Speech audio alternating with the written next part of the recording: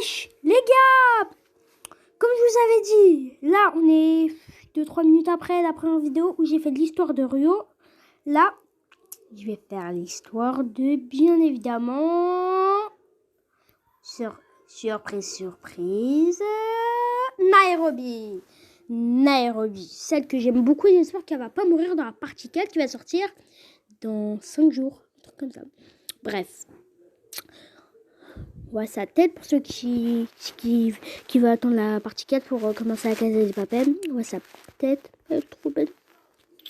Bogota est amoureuse d'elle, d'ailleurs, que je vais faire aussi. Bogota, je pense pas que je vais faire que Bogota, Marseille, Palerme, en attendant d'avoir des flashbacks. Parce que voilà, il y a rien sur eux, il n'y a pas de biographie et tout. Bref, information biographique.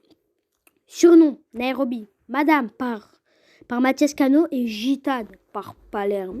Famille. Axel, fils, mère, beau-père. Occupation, braqueuse. Affiliation, braqueuse de la Fabrique nationale à monnaie du temps, braqueur.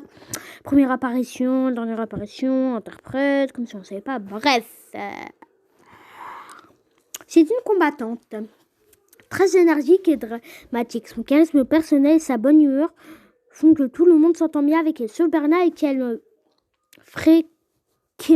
fréquemment en désaccord.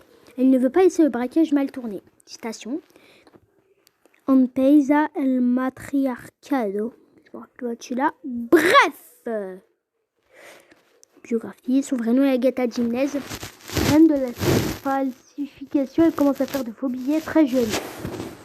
Elle est tombée enceinte et a été abandonnée par son conjoint. Après avoir passé quelques temps en prison, elle perd la garde de son fils alors âgé de 3 ans. Lors d'un cours d'anatomie du professeur Tokyo, entrevoit une cicatrice au bas du ventre de Nairobi, montrant que celle-ci a accouché par césarienne. Si elle confirmera ensuite lorsque les gangs est à Tolède, je ferai Tolède aussi. Hein. Et le repère du professeur, je ferai tout.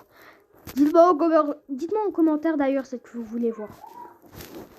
C'est une réputation fils après le braquage. J'ai une très bonne relation avec Helsinki que je ferai.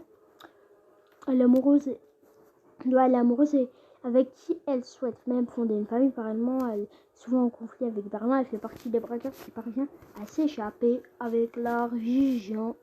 Bon, les gars, fin de la vidéo. Peace. Ciao. À plus.